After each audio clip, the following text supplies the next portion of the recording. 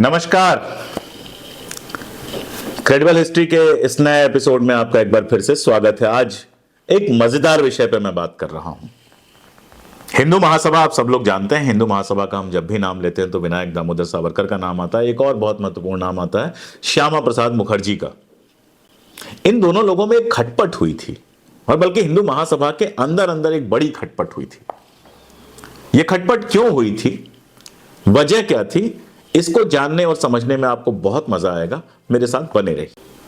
1942 आप जानते हैं, भारत छोड़ो आंदोलन का वक्त। कई बार बता चुका हूं, फिर से दोहरा देता हूं, द्वितीय विश्व युद्ध का वक्त था। हिटलर और इंग्लैंड के बीच में सीधी लड़ाई लगभग थी। हालांकि इंग्लैंड का जो पक्ष था, मित्र राष्ट्रों का पक्ष, उसमें फ्रांस और बाद में अमेरिका शामिल होता है, रूस शामिल होता है। जर्मनी के साथ जो तीन लोग थे, तीन महत्वपूर्ण एलाइज थे, वो थे इटली और जापान।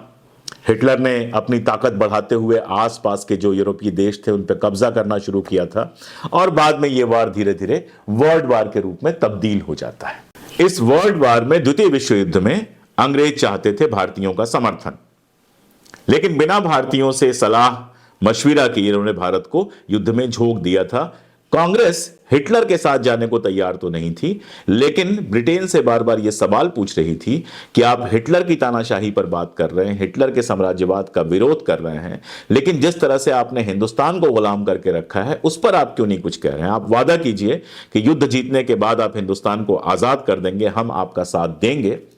लेकिन यह वादा करने को अंग्रेज तैयार नहीं थे, और तैयार नहीं थे तो फिर फाइनली महात्मा गांधी, जवाहरलाल नेहरू और कांग्रेस ने मिलकर तय किया भारत छोड़ो का नारा, यानी कहा आप भारत छोड़कर जाइए। और इस युद्ध के लिए तय किया कि इस युद्ध में हम किसी तरह का कोई सहयोग नहीं करेंगे। ऐसे समय में अंग्रेजों को जरूरत थी सहयोगियों की, और सहयोगी कौन मिला? एक तरफ जिन्ना की मुस्लिम लीग, दूसरी तरफ सावरकर के नेतृत्व वाली हिंदू महासभा। कांग्रेस के सारे जिन जिन राज्यों में कांग्रेस की सरकारें थी सबको भंग कर दिया गया। पूरी की पूरी कांग्रेस की जो वर्किंग कमेटी थी उसको जेल में डाल दिया गया, और मुस्लिम लीग और हिंदू महासभा ने कई जगहों पर मिलकर सरकार बनाई।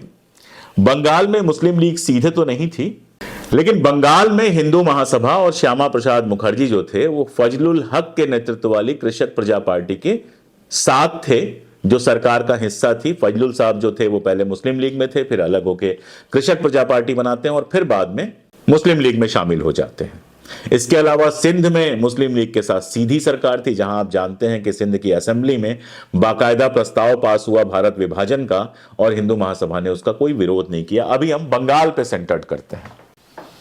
कृषक प्रजा पार्टी की जो सरकार थी वो चूंकि अंग्रेजों को समर्थन दे रही थी, इसलिए कोई दिक्कत नहीं थी। श्यामा प्रसाद मुखर्जी जी उसके एक हिस्सा थे, हिंदू महासभा के नेता थे। श्यामा प्रसाद मुखर्जी से सावरकर की मुलाकात बड़ी मजेदार है। खुलना में एक सम्मेलन हुआ था 1939 में हिंदू महासभा का, बंगाल के खुलना में, और वहां ही श्यामा प्रसाद मुखर्जी से उनकी मुलाकात हुई थी। 1939 में जो श्यामा प्रसाद मुखर्जी आए थे उनके करीब, और श्यामा प्रसाद मुखर्जी उस समय यंग थे, बंगाल के एक बहुत रईस परिवार से आते थे, कलकत्ता यूनिवर्सिटी के सबसे कम उम्र के वाइस चांसलर बने थे, लॉ की पढ़ाई इन्होंने विदेश से की थी, तो काफी शानदार पर्सनालिटी थे, काफी पढ़े लिखे पैसे वाली पर्सनालिटी थी उनकी, बड़े घर के थे।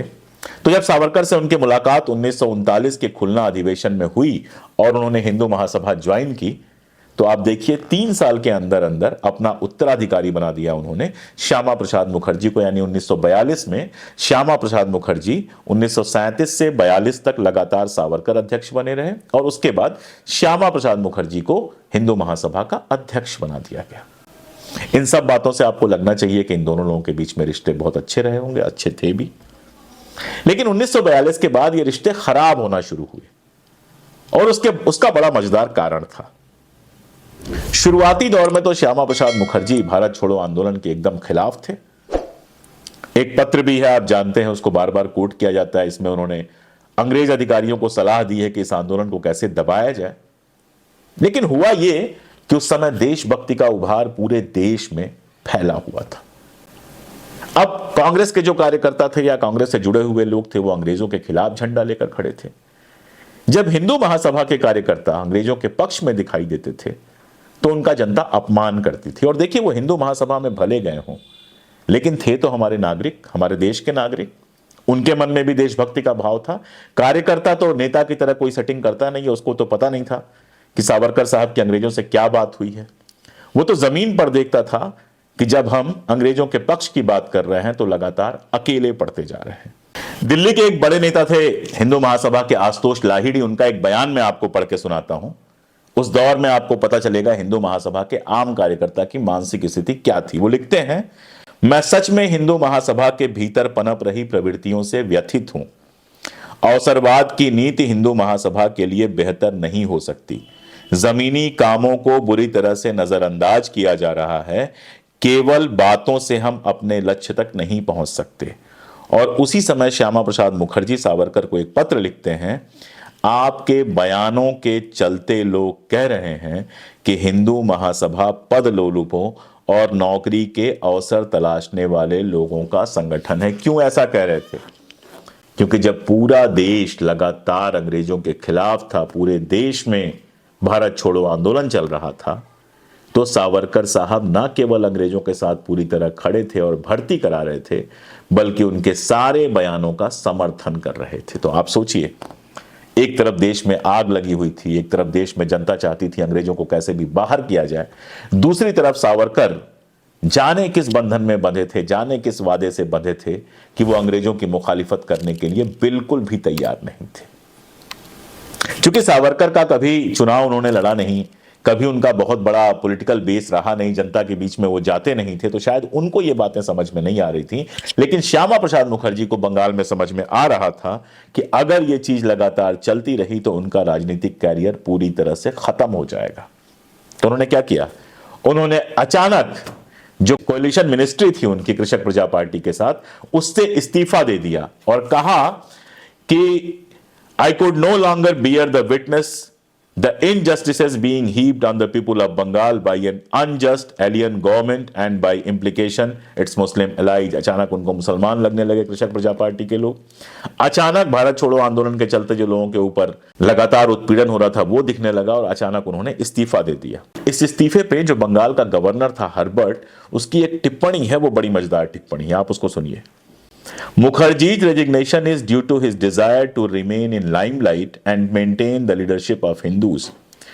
His prestige is waning, for Congress movement is practically dead and even in Midnapur opinion is turning against agitators. In view of the tone of his letters and his recent attitude, I shall accept his resignation। वो कह रहा है कि ये जो इस्तीफा है वो शुद्ध अवसरवाद है, इसके अलावा कुछ नहीं है। इस समय मुखर्जी और सावरकर के बीच में कई सारे पत्राचार हुए। उन पत्रों में से एक हिस्सा मैंने आपको पढ़ के सुनाया, और सारे पत्र आप पढ़ेंगे तो आपके समझ में आएगा कि प्रेशर मुखर्जी और दूसरे नेताओं पे लगातार जनता से पड़ रहा था कि वो आजादी की लड़ाई के पक्ष में आए। और इसका सबसे सुंदर एग्जाम्पल मिलता है 24 जून 1945 को, जब लॉर्ड वेवेल ने भारत को आजादी कैसे दी जाएगी ये तय करने के लिए शिमला में सम्मेलन बुलाया, तो उसमें हिंदू महासभा को नहीं बुलाया। उसका कारण बताते हुए वो लिखता है कि महासभा एक विचित्र संगठन है क्योंकि इसके पदाधिकारियों में कई लोग कांग्रेसी लगते हैं और बड़े राजनीतिक मौकों पर ये लोग सावरकर या श्यामा प्रसाद मुखर्जी की जगह गांधी के पीछे चलेंगे। मेरी बात समझ में आ रही है? आजादी का आंदोलन चल रहा था, भारत छोड़ो आंदोलन का नारा लगा हुआ था, पूरे देश में क्रांति थी, और उस समय हिंदू महासभा जो अपने आप को सबसे बड़ा राष्ट्रभक्त कहती थी, जिसके लीडर सावरकर थे, वो पूरी तरह से जाके अंग्रेजों के साथ खड़ी हो जाती है। अब हिंदू महासभा में जो बंदा आया, जिसने ज्वाइन किया है, जो मेंबर है, वो तो देशभक्ति के भाव से ही आया था। उसको लगता था कि भारत को आजाद होना चाहिए और साथ में लगता था कि हिंदुओं को उनका अधिकार मिलना चाहिए। उसी जो बरगलाया गया था कि हिंदू बड़े पीड़ित हैं, उस पर उसने भरोसा कर लिया था। लेकिन जब वो देखता है कि उसके नेता पूरी तरह अंग्रेजों के साथ खड़े हैं, तो भले वो हिंदू महासभा में बना रहता है, वो उस लड़ाई में चुपके से बिना बताए शामिल हो जाता है। ऐसे तमाम एग्जाम्पल हैं। सावरकर वाली जो किताब है उसमें मैंने स्रोत सहित दिया है कि बहुत सारे हिंदू महासभा के जो आम लोग थे वो किस तरह भारत छोड़ो आंदोलन में भी शामिल हुए।